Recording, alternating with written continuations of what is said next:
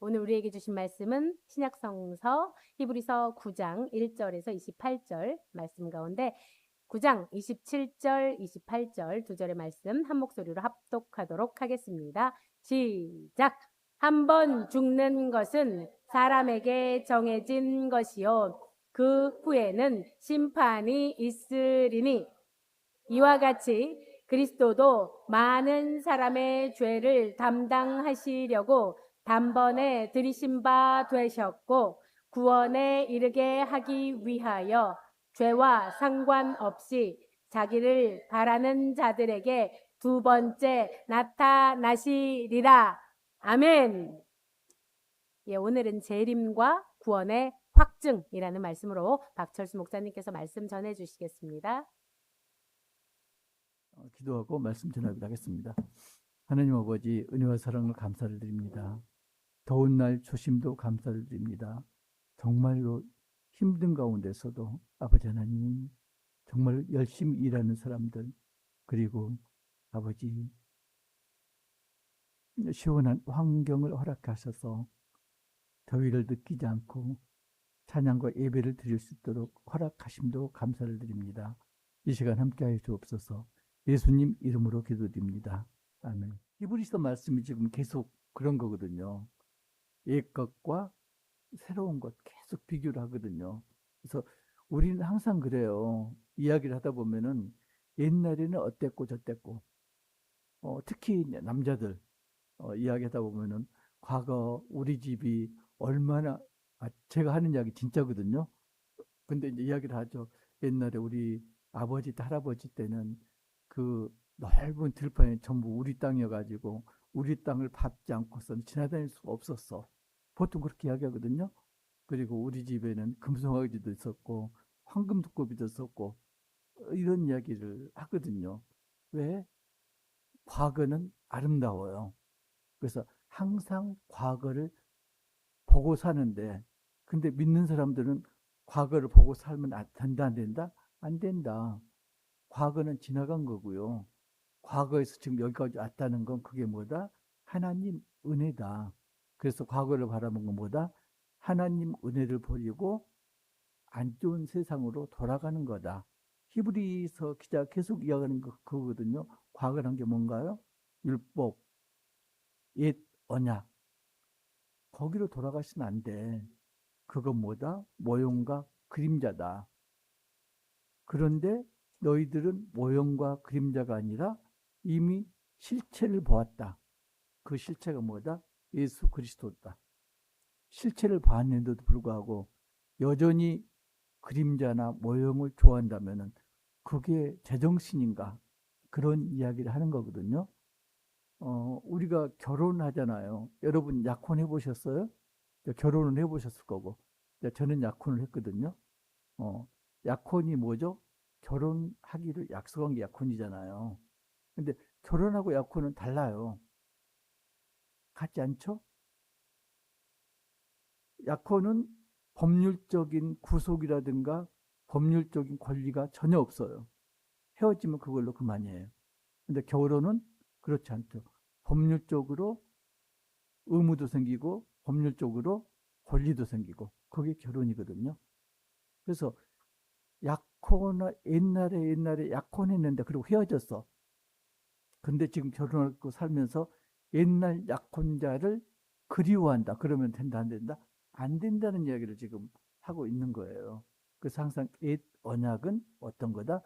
모형이고 그림자다.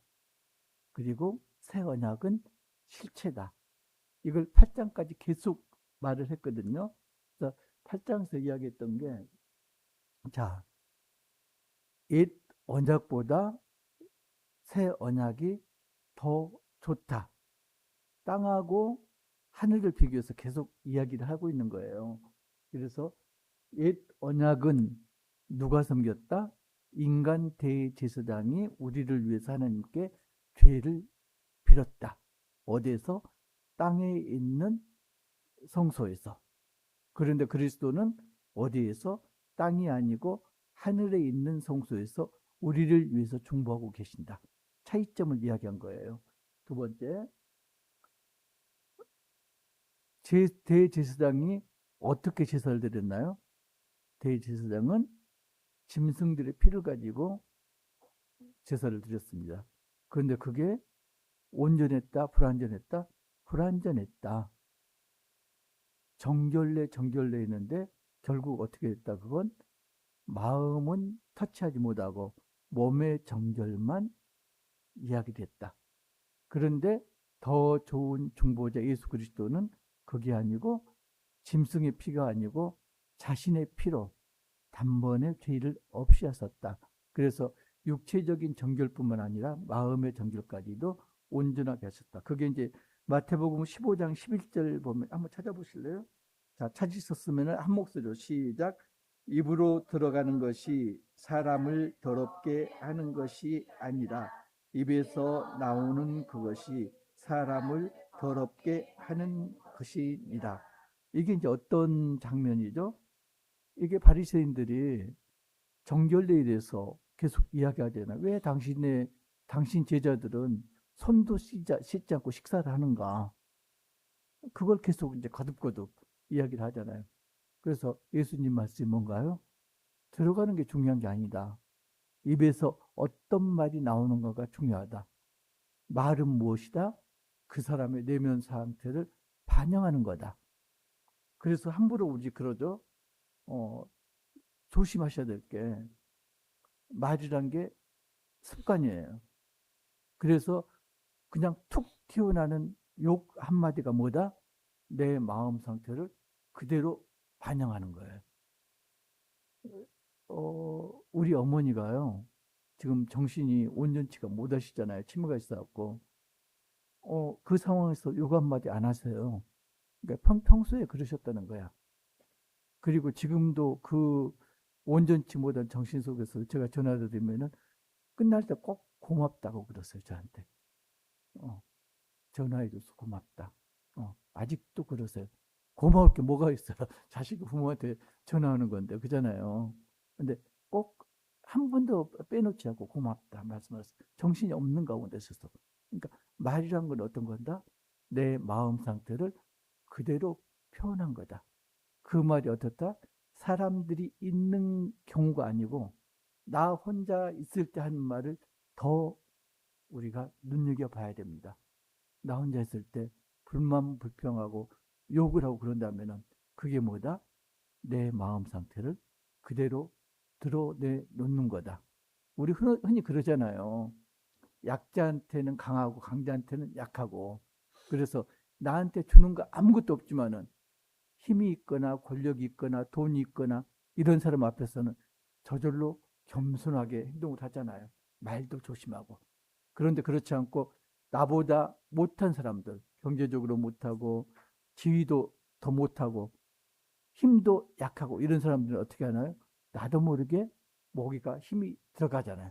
말도 나도 모르게 이렇게 낮춰서 말을 하게 되잖아요. 그러니까 그거 보면 알아요. 음식점에 갔는데 종업원에게 이렇게 나이 좀 먹었다고 반말하고 그냥 부하에게 말하는 사람도 있어요. 그 사람들보다 그 마음 상태다. 종의 상태다.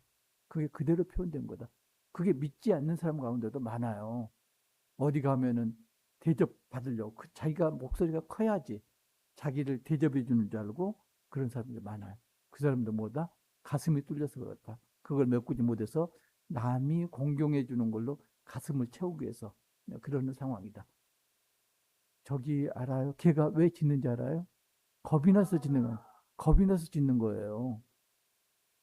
크게 짖을수록 겁이 많이 난 거예요. 정말로 무서운 개는요, 안 짖어요. 안 짖고 있다가 그대로 물어요. 어, 무서운 건 짖지 않는 게예요. 짖는 개는 안 무서워요. 이미 겁이 나 있거든요.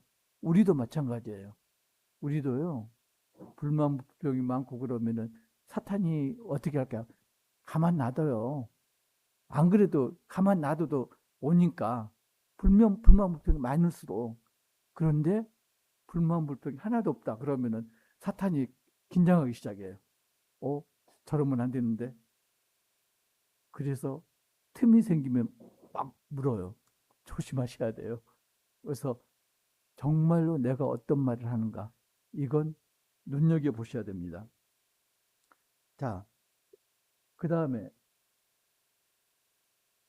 모형이었는데 옛 언약이 모형이었다.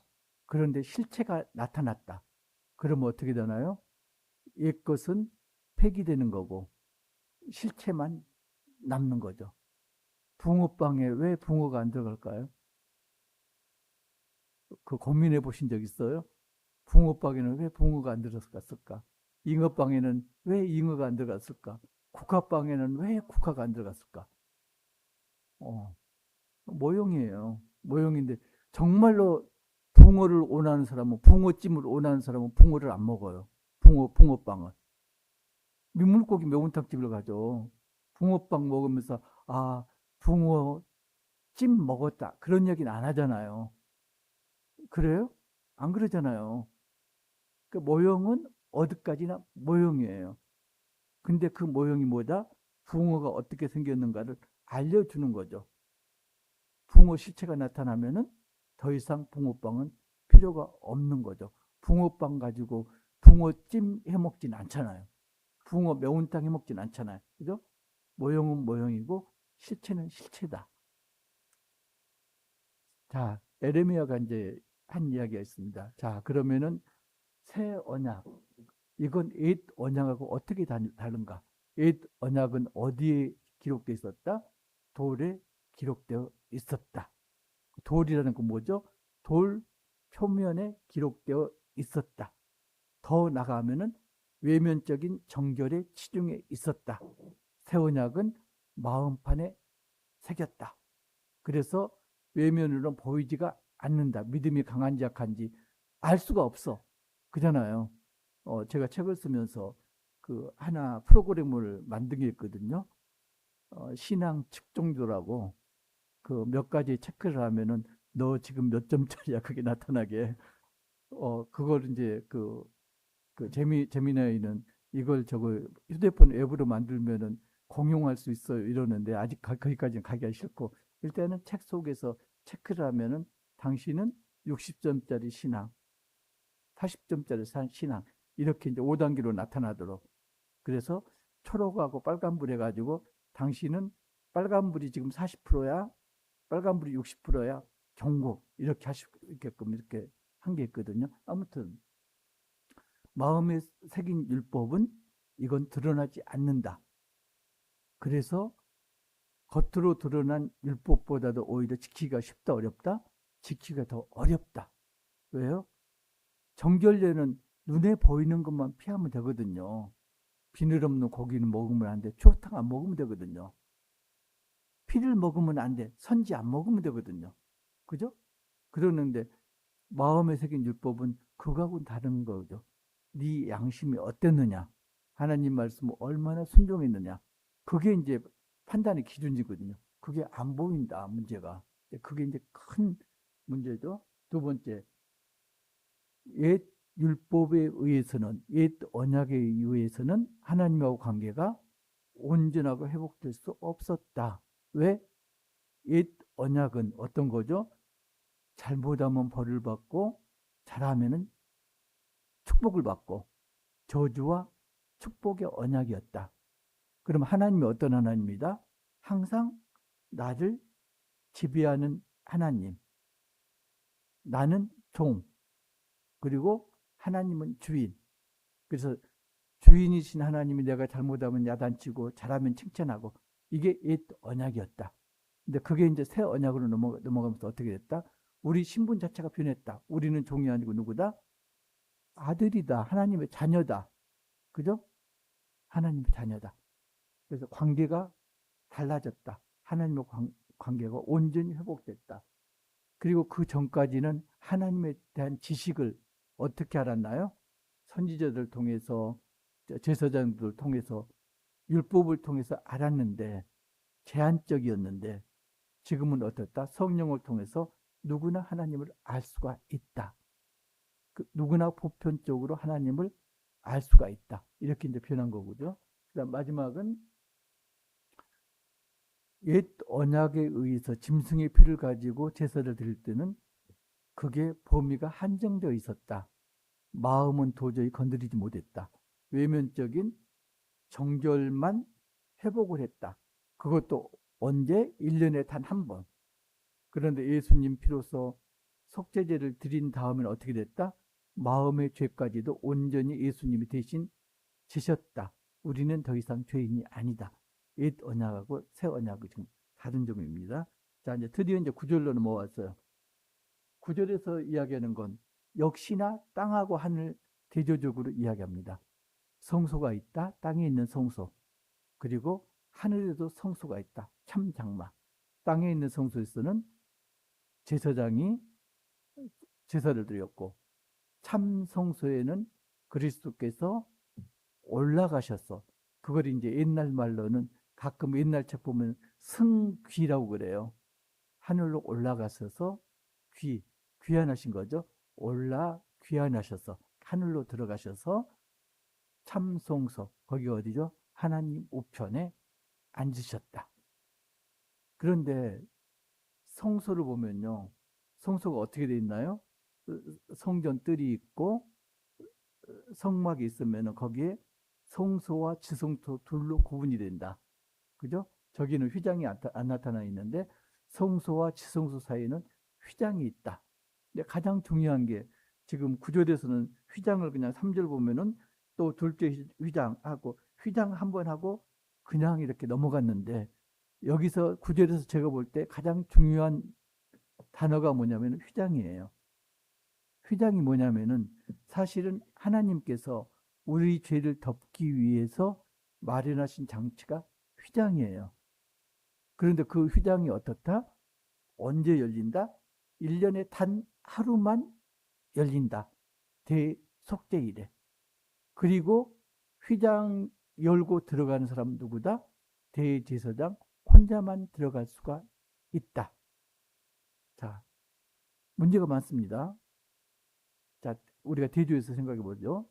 지금 땅에 있는 성전에서는 다른 사람들은 모두 성전 밖 뜰에가 있고 성소에 제사장들이 있고 그리고 대제사장만 휘장을 걷고 지성소로 들어갔습니다.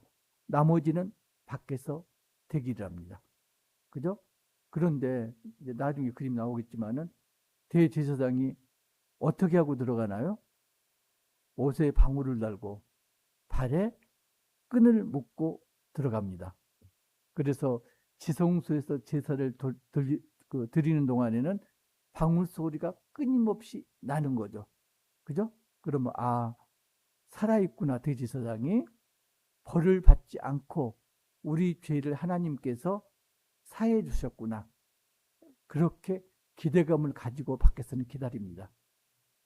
만약에 하나님께서 죄를 사해 주지 않으면 어떻게 되나요? 방울 소리가 그칩니다. 대제사장이 죽습니다. 그럼 어떻게 해야 돼요?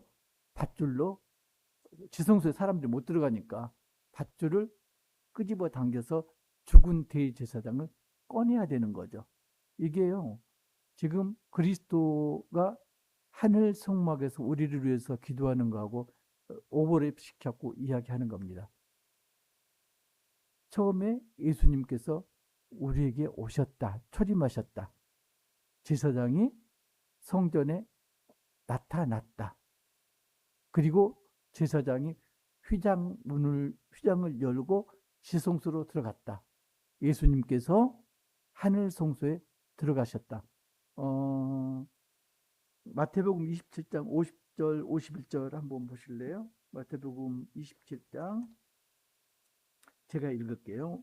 50 예수님이 돌아가실 때 이야기입니다. 예수께서 다시 크게 소리를 지르시고 영혼이 떠나시니라. 51절 이에 성소 휘장이 위로부터 아래까지 찢어 둘이 되고 자 제사장들은 성소 휘장을 걷고 지성소로 들어갑니다. 그런데 예수님이 숨을 거둘 때 어떻게 됐나요? 성전 휘장이 위에서부터 아래로 찢어졌다. 걷고 들어가신 게 아니고 찢어버렸다. 그 이야기는 다시는 휘장이 필요가 없다. 그 이야기예요. 그리고 대제사장은 제사를 드린 다음에 지성소에서 밖으로 나왔다. 그러면 백성들은 어떻게, 아, 올 1년도 우리가 지은 죄를 사함 받았구나. 안심했을 거 아니에요. 예수님은 어떻게 재림 때 우리 앞에 다시 나타나신다. 제사장이 지성소에서 나왔듯이 예수님은 하늘 성소에서 우리에게 땅으로 재림을 하신다. 그 이야기가 뭔가요? 대제사장은 1년짜리 죄를 속했지만은 예수님이 재림할 때는 너희의 모든 죄를 다 사했다. 영원히 사했다. 그 의미가 있는 거죠. 이제 그걸 가지고 이제 9장을 보셔야 돼요. 그래서 이제 보면은 자꾸 이제 대조가 돼요. 첫 언약의 한계가 알죠. 구약 제사는 일시적인 거다. 1년짜리다. 그래서 제사장이 많이 필요했다. 그 다음에 의식이 완전치는 못했다. 외부적인 정결만 시킬 뿐이지 양심 문제는 건드리지는 못했다. 세 번째, 모형이다. 가장 중요한 게 모형이다는 이야기죠. 그 다음에 옛 언약을 파기한 결정적인 게 뭐였죠? 율법이 불완전해서가 아니고 이스라엘이 완악해서 계속 불순종했잖아요. 그러니까 이스라엘 백성들이 언약을 지키지 않아서 파기시킬 수밖에 없었다. 리모델링 한 게 아니고요. 재건축을 한 거예요. 민주당에서 리모델링이나 재건축 가지고 말이 많은데 리모델링이 아니고요. 옛 율법을 뜯어 고쳐갖고 새롭게 만든 게 아니고요. 옛 율법을 완전히 폐기시키고 새로운 언약을 하나님께서 제정하셨다. 이게 이제 의미가 좀 우리가 생각을 해봐야 되는데 휘장이 찢어졌다. 이 이야기는 지성소하고 성소가 하나로 합쳐졌다는 이야기고 그 이야기는 결과적으로 뭐다? 우리는 휘장이 없으니까 성소에서 지성소로 바로 들어갈 수가 있다. 그죠? 이걸 이제 애굽으로 이렇게 치환을 시키면은 애굽에서 홍해가 갈라져 가지고 출애굽을 했다. 노예 상태에서 하나님의 백성으로 거듭 태어났다. 홍해가 갈라짐으로써 성소 휘장이 찢어짐으로써 우리는 어떻게 됐다? 땅에서 우리가 죄인이었는데 죄인 신분을 벗고 하늘 성소로 올라가는 하나님 백성이 되었다. 그런 게 이제 휘장의 뜻이 있어요. 여러분들 저기 그 요즘이 한철인데 메뚜기도 한철이라고 경포대 가보셨나요? 예, 저는 경포대를 옛날에는 좀 자주 갔었는데 왜 그랬냐면 제가 결혼 초에 강릉에서 1년 살았거든요. 그러니까 경포대 그쪽에 추억이 있어가지고 심심하면 가고 요즘은 이제 못 가요. 못 가는데 그때 보면은 대관령 99곡 들어보셨어요? 대관령에서 강릉 내려가는 그 산길이 양장 구절이라고 그러는데 양의 창자처럼 구불구불이었고 거기에 99개의 굽이가 쳐 있었다. 영동고속도로는 시간도 단축되지, 그 다음에 안전하지. 이러니까 고속도로만 타는 거거든요. 자, 우리에게 고속도로가 나타났다. 영동고속도로가 나타났다. 주어졌다. 그런데 왜 여전히 옛날 추억에 잠겨가지고 그 위험한 길을 가려고 하느냐.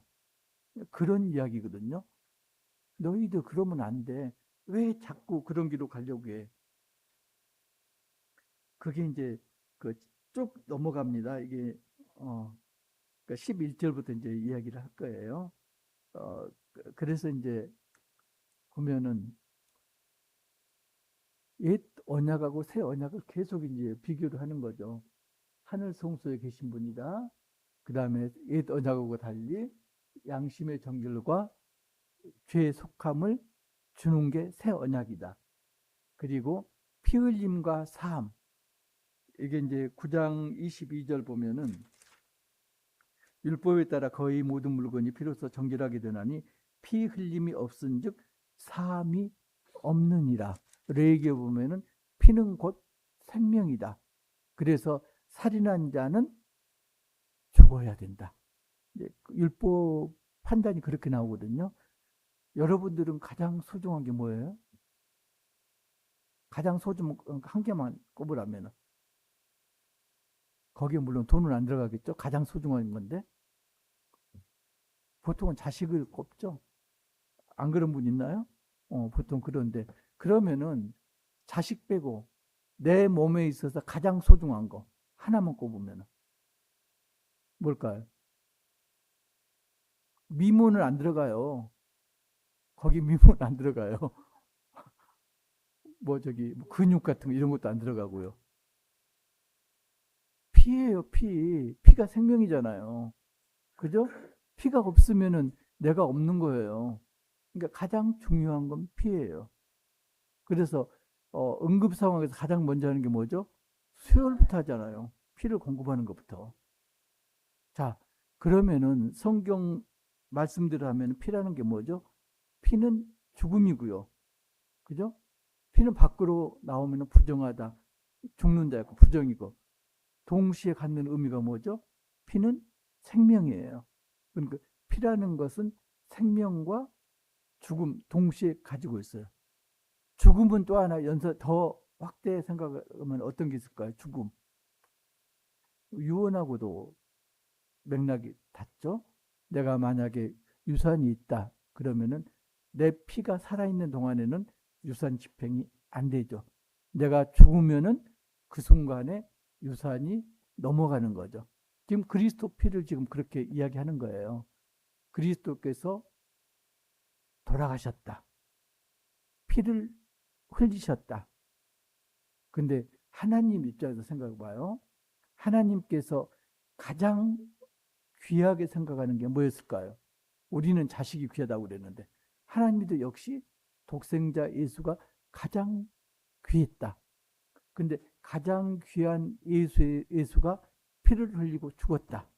그러니까 소중하고 소중한 게 지금 없어진 거예요. 근데 그게 없어진 게 아니고 어떻게 했다?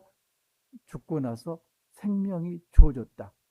우리가 죽으면 우리 유산은 우리 자식들한테 물려지는데 예수님이 죽음으로써 예수님의 유산이 누구에게 전해졌다? 믿는 자들에게 전해졌다.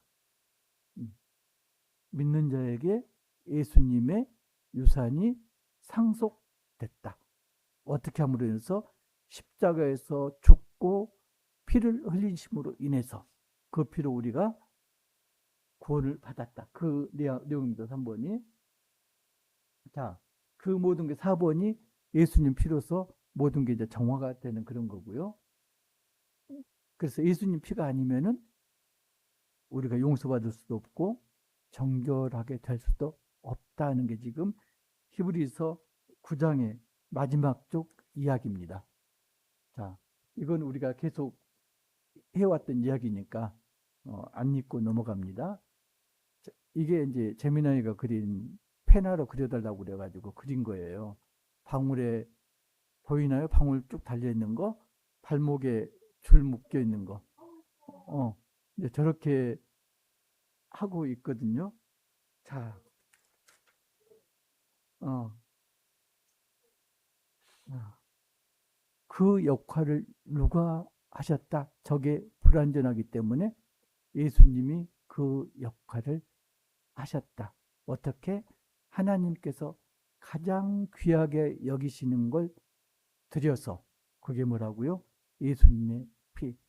제가 가끔 하는 이야기인데 우리 몽실이 얘기 가끔 하잖아요. 몽실이가 그 좋아했던 게 김이 모락모락 나는 자기 똥을 우리 몰래 먹는 걸 가장 즐겼거든요. 우리 못하게 막았고 몽실이 입장에서는 이해할 수가 없는 거지. 이 따끈따끈 맛있는 걸 어느 날 몽실이가 똥을 싼 다음에 모락모락 김이 나오는 걸 깨질까봐 조심스럽게 입에 물고 그리고 아줌마 앞에 무릎 앞에 살며시 놓았습니다. 그리고 아줌마를 보는 거죠.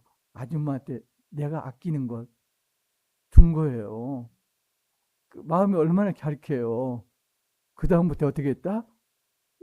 보일 때는 제가 못 먹게 하지만은 몰래 먹는 거 방치를 했다.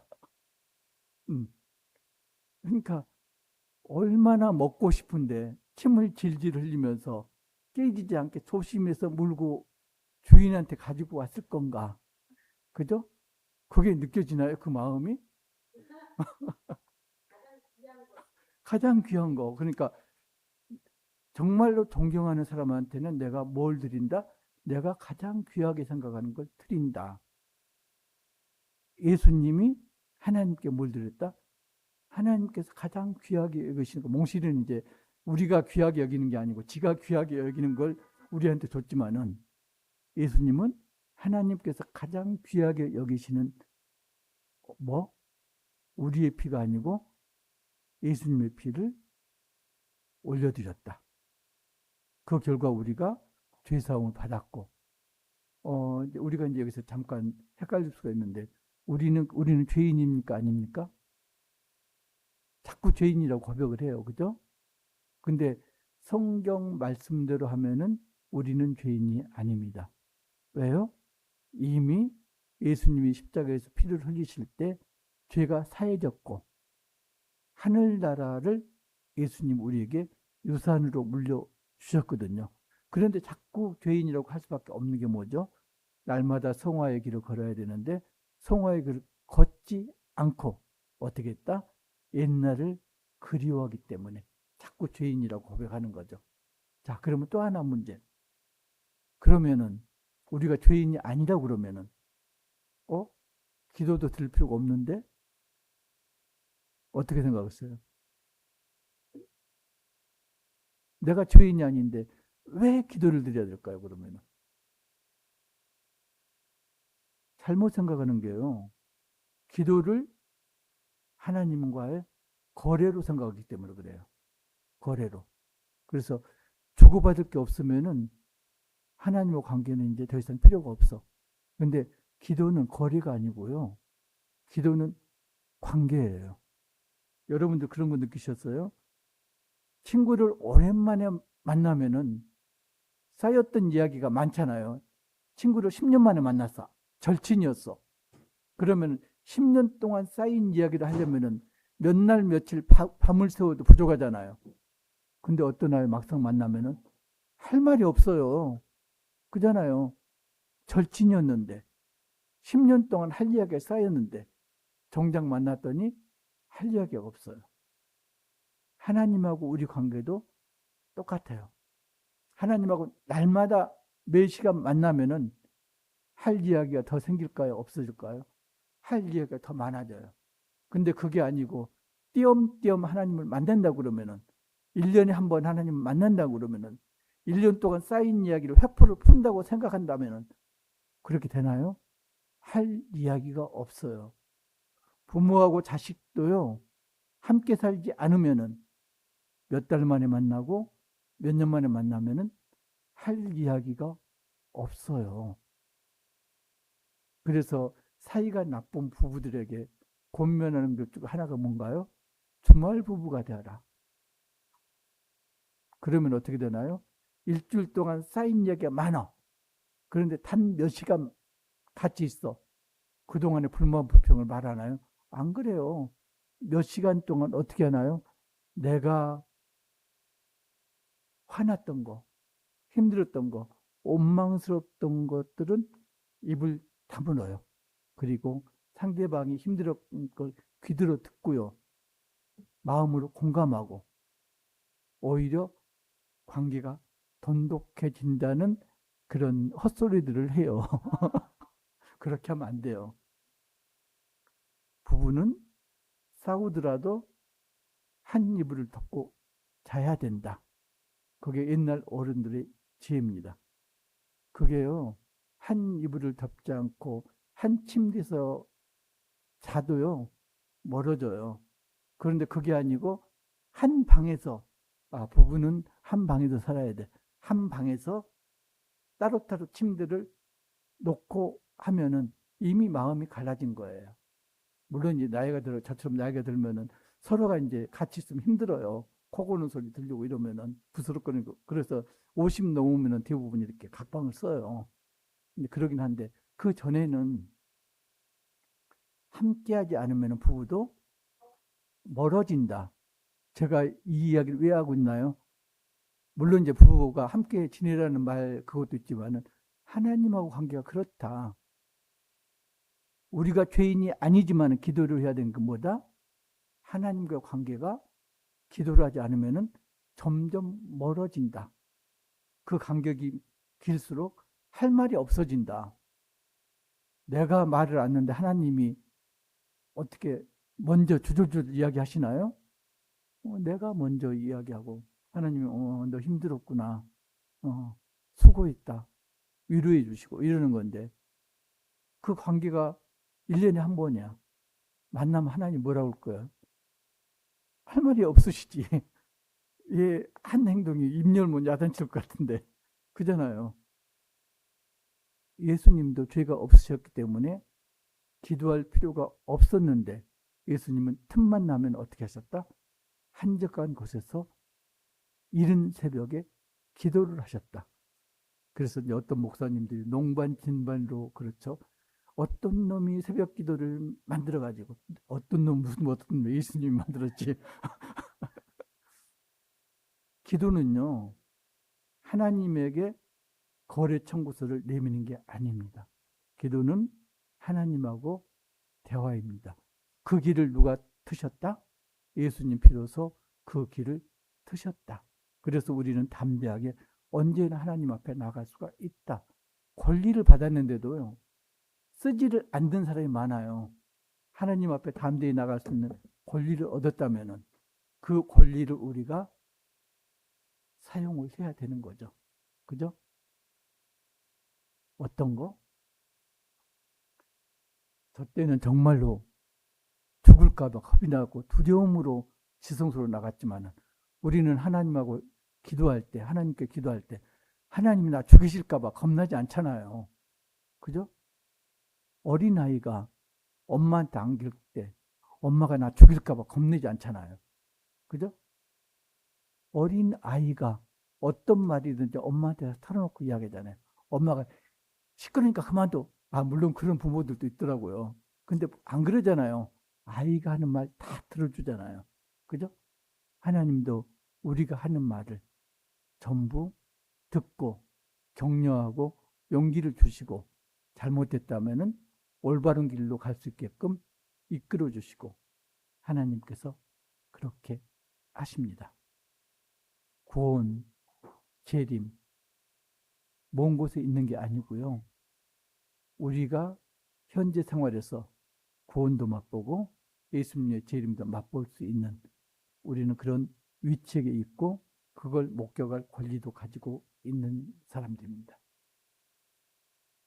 힘들더라도 힘내시고 덥더라도 하나님과 관계를 소홀하지 마시고 하루에 일정 시간을 내서 기도하시기를 주님의 이름으로 축복합니다.